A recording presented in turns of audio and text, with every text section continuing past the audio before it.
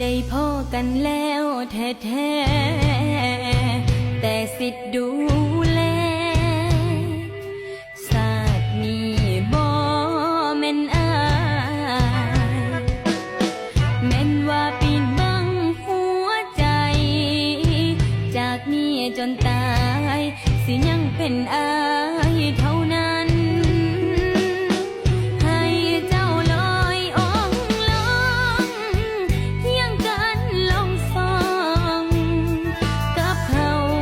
อยู่ทางสวรรค์ดอกหญ้าถืออายยามผ่านได้หักได้ฝันก็ดีใจหลายเพิ่นบ่แม่นผู้บ่าวของเขาจื้อเอาคักๆเด้อใจ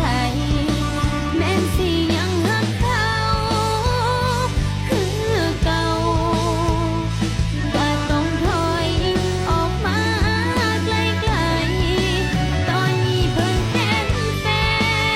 นคนอื่นจำใส่สมองเอาไว้แม้นน้ำตาสิไหลก็ต้องเฮ็ดใจ